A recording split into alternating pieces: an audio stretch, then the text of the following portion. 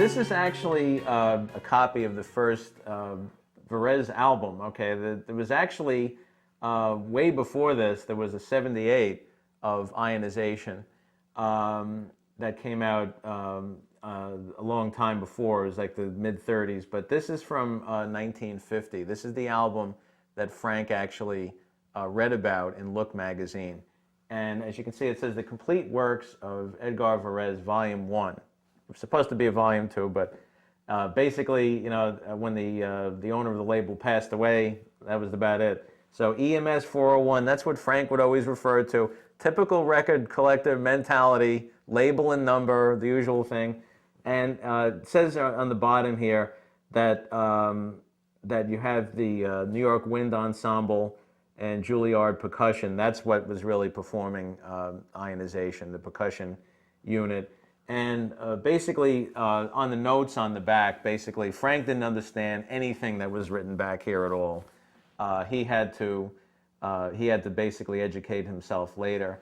But the funny thing about this is, when you read the little note here, it says the entire production is supervised by the composer, which is very unusual at the time. Very few composers actually were actively involved in the recordings of their work. And the cover photo was sort of an outtake from the Look magazine article. Now, the first edition of this album had Varese's signature on it. And the very, very first edition of this, and there's only 10 of these. I have number 7, okay? This is kind of wild for 1950, having a record in colored vinyl at this time. Now, Frank didn't have one of these. I mean, there's only 10 of these. But the point of the matter is that the first label, which was gray on the regular ones, had Varese's signature on it too. So basically, this is what Frank enjoyed, and he wore out the beginning of the second side, which was Ionization. So Ionization was basically his hit record, okay? That's basically what he looked at and checked out, listened to all the time, and that's exactly what was sort of forming his musical background until he got this particular album. This is another album that Frank bought. This is the exact edition that Frank bought. And on the bottom it says the Worldwide Symphony Orchestra. Now, this was a typical record company policy in the late 1940s, early 1950s, that, and it was written up in Billboard magazine, that record companies would, when reissuing albums, change the name of the orchestra so they wouldn't have to pay the orchestra the second time it was released. Kind of slimy, but that's exactly what they did.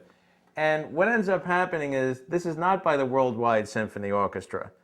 I'll show you what the actual original album is. This is actually from like 1953, 54.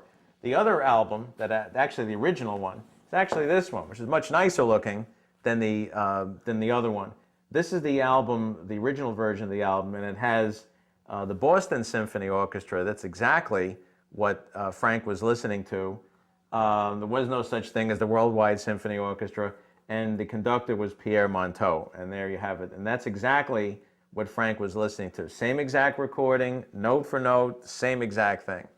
So Frank was really enjoying this recording, which is actually a landmark. A lot of people that like classical music know that this is one of the big ones to have in terms of a definitive performance. And that's exactly what Frank listened to in terms of putting things together.